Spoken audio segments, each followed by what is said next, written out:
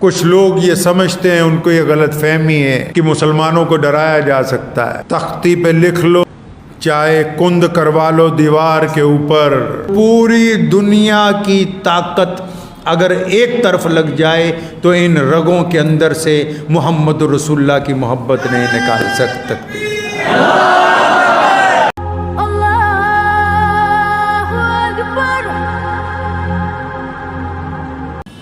बहुत सारे लोग आज भी पिछले 15-20 दिन में पूरे मुल्क में जो जुलूस निकले और फिर जगह जगह मुसलमानों पर तशद्दुद, और उसके बाद वहाँ की जो सरकारें हैं उन्होंने झूठे मुकदमे बना के, शायद कुछ लोग ये समझते हैं, कुछ लोग ये समझते हैं, उनको ये गलत फहमी है कि मुसलमानों को डराया जा सकता है। तख्ती पे लिख लो, दिल की तख्ती पे लिख लो, चाहे कुंद करवा लो दीवार के ऊपर, कि जिस फर्द ने, जिस बच्चे ने पैदाइश के बाद अपने कान में ये सुन लिया कि अशहदु अल्ला इलाहा इल्लल्लाह वहदहु ला शरीक लहु व अशहदु अन्ना मुहम्मदन अब्दु व रसूलु, पूरी दुनिया की ताकत अगर एक तरफ लग जाए तो इन रगों के अंदर से मोहम्मद रसूलुल्लाह की मोहब्बत नहीं निकाल सकती।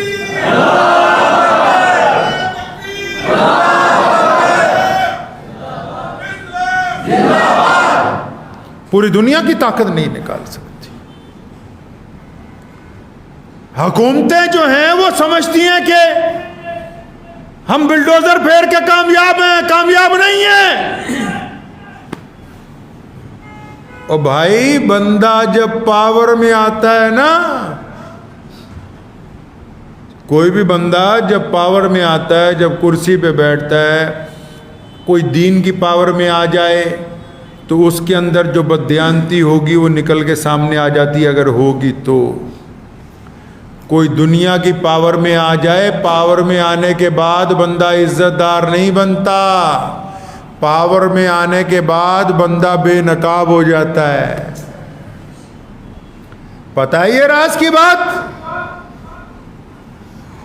कोई भी बंदा जब पावर के अंदर आता है तो वो इज्जतदार नहीं होता पूरी दुनिया में।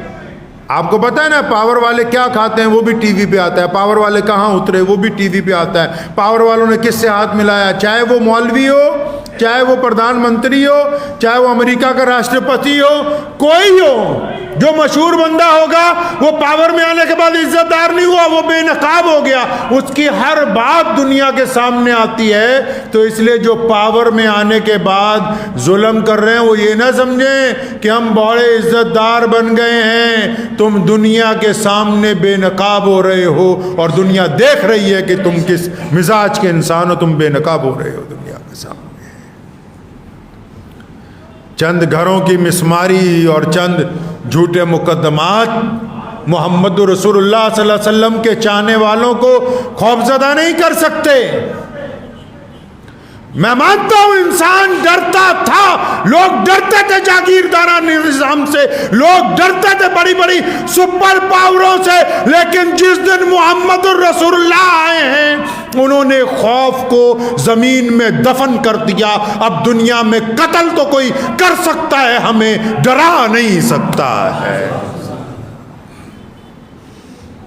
मोहम्मद रसूलुल्लाह सल्लल्लाहु अलैहि वसल्लम के दीन को कोई ख़त्म नहीं कर सकता है। इस मुल्क में हम इसलिए नहीं हैं कि हमें ये अच्छा लगा, हम इसलिए हैं क्योंकि अल्लाह तबारक व तआला ने हमें यहाँ पैदा किया है। ये हमारी अल्लाह की तरफ से हमें ये ज़मीन अता हुई है। हमने अपनी इस ज़मीन के लिए कुर्बानी दी है। हम अंग्रेज़ों के साथ टकराए हैं और हमारे दीन में बड़ी वाज़ेह रिवायतें हैं।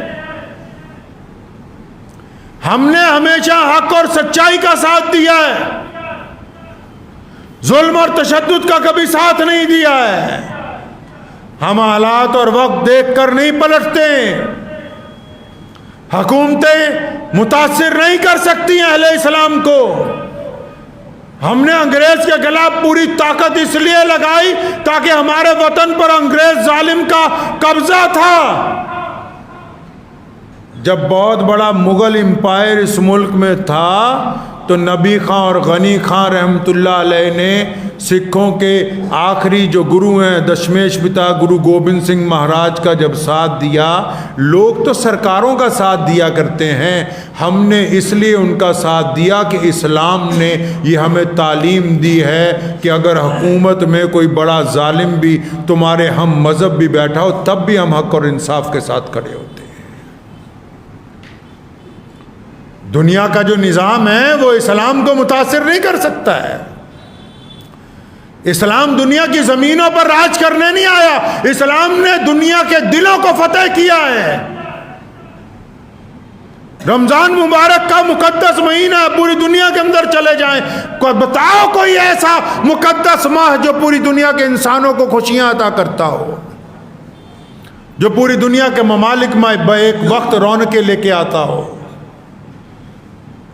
हम इसलिए नहीं इतराते हैं कि आज पूरी दुनिया के अंदर मुसलमानों के बहुत सारे मुल्क हैं, नहीं नहीं, हम इसलिए ज़्यादा खुश होते हैं कि हमारे पास अल्लाह और उसके रसूल सल्लल्लाहु अलैहि वसल्लम की मोहब्बतें हैं, अल्लाह और उसके रसूल का इंसाफ है। हम अगर कोई जुल्म करने वाला मुसलमान भी हो तो उसके साथ नहीं खड़े होते। यहाँ अगर जुल्म करने वाला कोई गैर मुस्लिम हो फिर वो क्या समझता है कि वो हमको खौफजदा कर लेगा।